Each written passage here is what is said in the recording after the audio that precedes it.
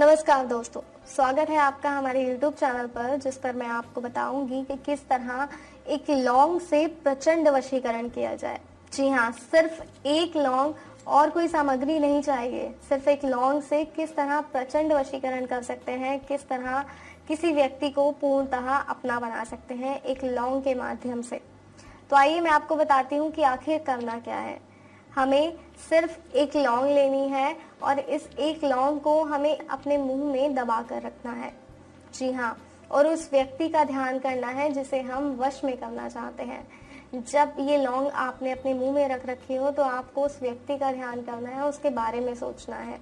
जी हाँ, आप उस व्यक्ति के बारे में सोचिए जब आप ये लौंग अपने मुंह में रखेंगे, और जब आप ये लौंग अपने मुंह से निकालेंगे वो व्यक्ति आपकी बोली बोलने लगेगा। जी हाँ, कुछ ऐसा ही असरदार वशीकरण है ये। जी हाँ, ये शक्तिशाली वशीकरण है। सिर्फ एक लौंग से प्रचंड वशीकरण है ये। तो इस विधि को अपनाइए और एक लौंग के माध्यम से किसी व्यक्ति को अपना बनाइए, किसी को इस हद तक अपना बनाइए कि वो आपके दूर जाने के नाम से ही कांप जाए। वो डर जाए कि आप अगर उनसे दूर चले गए तो होगा क्या, वो अपनी जिंदगी कैसे जिएंगे। जी हाँ, इतना प्रचंड वशीकरण है ये। तो इसे करने से पहले ये जरूर सोच लीजिएगा कि आप उस व्यक्ति को वश में करना ही चाहते हैं, तभी इस विधि का प्रयोग कीजिएगा, तभी इस वशीकरण को अपनाइएगा।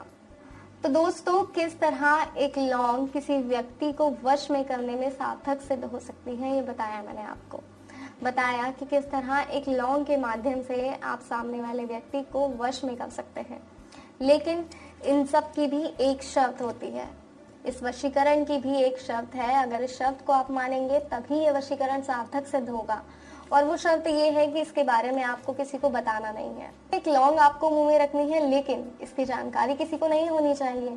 किसी को ये नहीं पता चलना चाहिए कि आपके मुंह में एक लौंग है, क्योंकि अगर इसकी जानकारी किसी को हो गई तो ये वशीकरण सार्थक नहीं होगा, मतलब ये वशीकरण काम ही नहीं करेगा।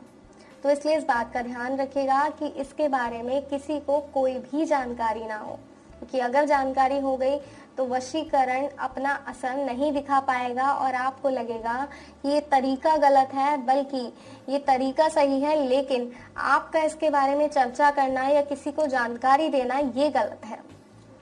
दर्शकों, वशीकरण अपना असर तभी दिखा पाता है जब इसके बारे में किसी से जिक्र ना किया जाए, इसके बारे में किसी से कोई बात ना की जाए, किसी को बताया ना जाए कि हम ऐसा कोई वशीकरण करना चाह रहे हैं या किसी व्यक्ति को अपने वश में करने की सोच रहे हैं।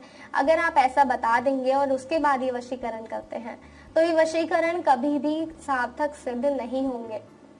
तो इसलिए कोई भी विधि अपनाने से पहले इस बात का खास तौर पर ध्यान रखिएगा कि वशीकरण करने से पहले, खासकर ये विधि अपनाने से पहले आपको ध्यान रखना है कि आपको इसका जिक्र नहीं करना है, किसी से कोई बात नहीं करनी है। बस अपने मन में ठान लीजिए, उस व्यक्ति का ध्यान कीजिए और वशीकरण हो गया। इतना सिंपल वशीकरण है कि आप किसी को भी कभी भी अपना बना सकते हैं। कोई और समस्या है, कोई जानकारी चाहते हैं तो स्क्रीन पे जो नंबर दिखाया गया उस नंबर पे कॉल कीजिए, बात कीजिए। आपकी हर समस्या का समाधान होगा, आपको हर जानकारी दी जाएगी।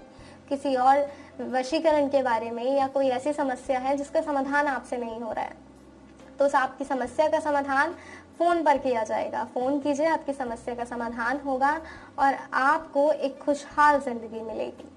जी हाँ, तो फिलहाल दीजिए इजाजत, फिर हाजिर होंगे एक और नए तरीके के साथ कि किस तरह आप खुद को खुश रख सकते हैं।